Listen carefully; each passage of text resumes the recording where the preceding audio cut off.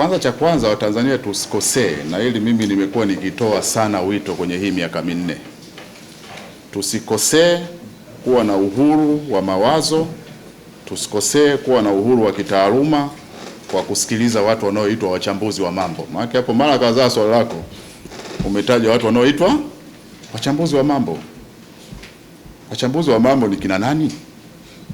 Wana utaalamu gani? Yaani mtu kwa mfano mmoja tu anaibuka anasema, kwa mfano leo nilikuwa nasoma magazeti ya asubuhi. Wagombea wa upinzani wote wamekatwa kwenye uchaguzi wa mitaa. Ukiuliza ni nani, utaambiwa kwa mujibu wa wachambuzi wa mambo. Si ndio? Watu wanaofuatilia masuala ya uchaguzi. Nenda kwenye facts. Tuna vitongoji zaidi ya 64,000. Nikikuuliza katika 64 wangapi wamekatwa? Wangapi waligombea kwa maana ya kupeleka fomu? Wangapi walijitoa? Lakini ukiuliza wachambuzi wa mambo wanakwambia sarakasi. Watakwambia yani hakufai kabisa, wamekatwa wote. Kwa hiyo ndugu yangu, tuachane na watu wanaitwa wachambuzi wa mambo. Umeuliza swala la CAG. Sio CAG. Hata Mheshimiwa Rais mwenyewe ana masharti ya kazi yake kikatiba. Makamu wa Rais, Waziri Mkuu, mimi hapa nenda kifungu cha 4 cha sheria ya huduma na masharti yangu kuanzia sifa za kuteuliwa.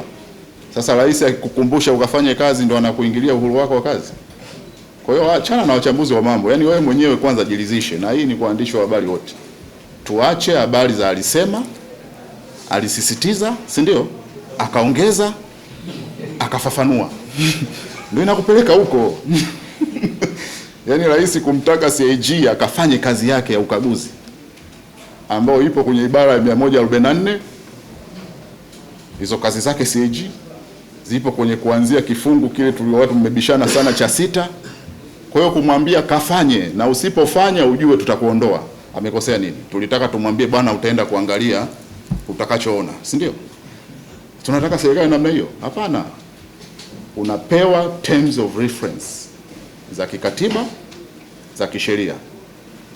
Huo ndo msingi wa nilichosema mwanzo, utawala wa sheria. Yaani hapa ndipo Watanzania wengi tunatofautiana. Yaani kila mtu anatamani sheria, anatamani utawala wa sheria. Lakini ukimwambia sasa tufuate sheria, kila mtu hataki. Sasa mimi naendelea kufundisha utawala wa sheria ni kufuata sheria. Rais anapomteua mtendaji yoyote anateua kwa mamlaka aliyopewa.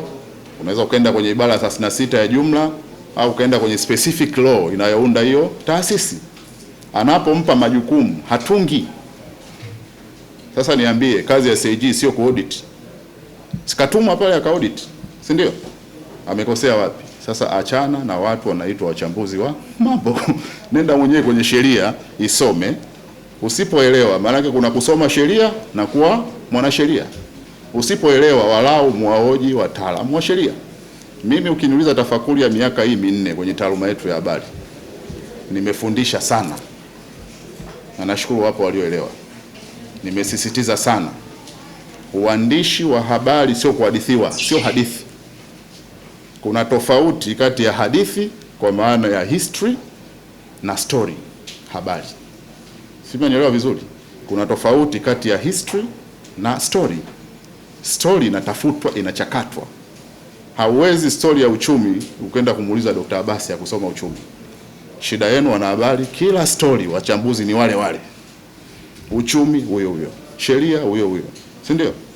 Kuna mtu kawaingiza hapa mkenge kwamba hii mchakato wa ujumu uchumi kujadiliana na DPP haupo kisheria, wote mkaingia headline kubwa. Nimekuja hapa nikawatolea kwenye briefing iliyopita kifungu cha 194 capital A mpaka kwenda chini. Wote mlitoa macho kwa sababu waandishi wa Tanzania tunapotosha sana umma kwenda kwa watu wanaoitwa wachambuzi wa mambo. Tusome sheria, tuzichambue, tuulize wataalamu. Mimi ndio ushauri wangu katika swali lako. Kwa hiyo viongozi wanapopewa, hata mimi nilipoteuliwa nilipewa terms za kisheria. Ukienda kwenye kifungu cha 5, mimi nina majukumu kuanzia A mpaka L.